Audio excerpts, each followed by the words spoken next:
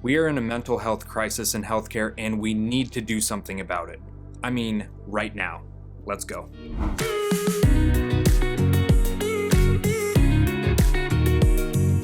Mental health is a huge, ongoing, and worsening issue within society, yet because of the stigma that it's generally associated with, it's often left out of the health conversation entirely. This seems to ring true in society as a whole, but I can speak to one field where it is absolutely happening: healthcare. My experience in healthcare resides almost exclusively in the pandemic, so I can't speak too much on how things were before, but I can tell you that throughout the pandemic, healthcare workers were put through the ringer, and to be honest, we're still dealing with the fallout. On average, our mental health appears to be worsening, and this is likely due to the added stress, extra hours, and short staffing. Additionally, as hospitals attempt to rebound from the massive financial hit that they took during COVID, we are now paying for it on the front lines in the form of budget cuts, and being deprived of supplies and personnel that we really do need only adds to the stress, which then further impairs our mental health. Aside from these external factors, which arguably we really can't control as frontline workers,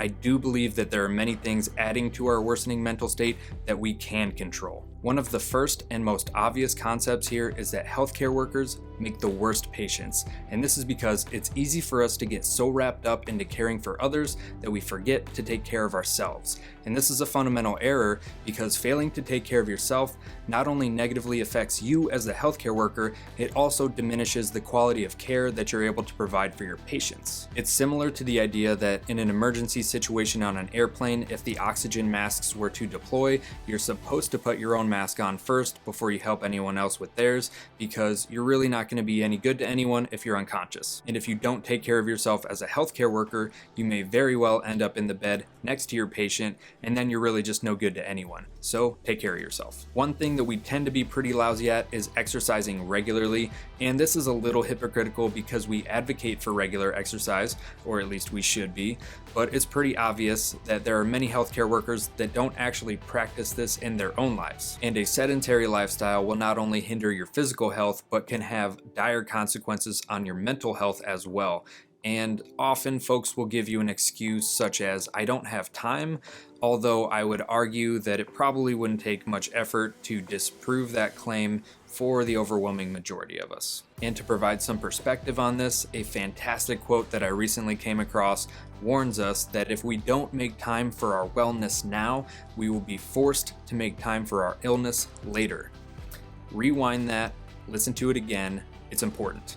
If we don't make time for our wellness now, we will be forced to make time for our illness later. Many of us are also pretty poor with our diets, which is another point of hypocrisy because we often preach healthy food choices.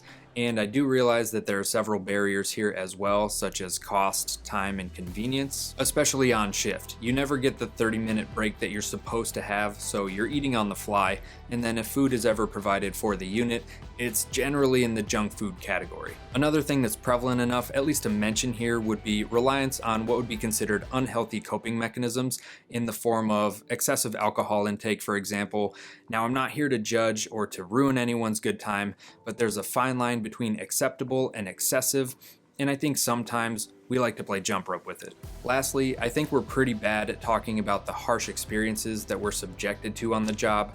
We experience pain, trauma, and death on a regular basis, and whether we care to admit it or not, it's going to affect us. Suppressing these emotions and memories to avoid the pain of dealing with them is just kicking the can down the road, and over time, it's going to take a toll on your mental health. Now, if you're still with me, you might be saying something like, "Josh, this is all well and good, but you've essentially given me a list of things that we're not doing well without any proposal on how to address them." And you would be correct, because I believe that in order to fix something, we first need to have an awareness on whatever it is we need to fix. And now that we have that, in my next video, we'll talk about some ways on which we might be able to start improving. So if you haven't already, subscribe to the channel so you don't miss it, and I'll see you in the next one.